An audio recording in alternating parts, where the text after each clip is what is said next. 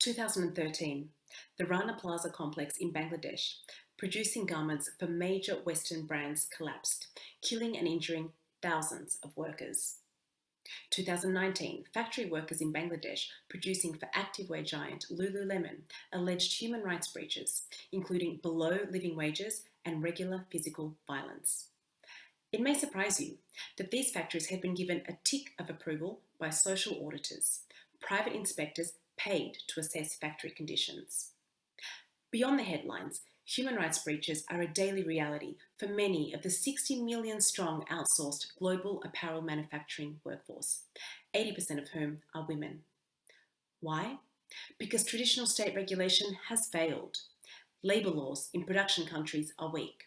Western countries have limited jurisdiction, while international law does not impose obligations on corporations at all. My research looks at a recent model of private transnational regulation which seeks to address these regulatory gaps. It's called the Multi-stakeholder Initiative. Emerging in the late 90s, the idea was to bring together multiple stakeholders, such as business, trade unions, and NGOs, to address these challenges. Yet 20 years on, the evidence suggests that multi-stakeholder initiatives have had limited impact. Why? I argue that a critical reason is their overwhelming reliance on social audit for compliance. Yet as Rana Plaza so tragically showed us, social audit fails workers. Too often, it is conducted as a superficial tick-the-box exercise. Workers and civil society are not meaningfully engaged, and fraud abounds. But on a deeper level, social audit is incapable of addressing systemic and structural impediments.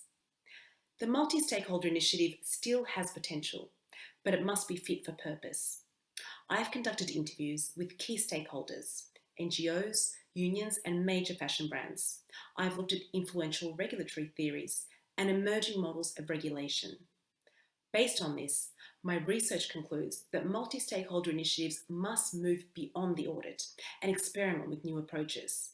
They must force Western brands to look at the human rights impacts of their own practices. For example, the prices they pay, the timeframes they impose. They must advocate for stronger government regulation in both production and Western countries. They must include a broader range of stakeholders. Most importantly, they must empower workers to become meaningful regulatory players. They must transform to remain legitimate.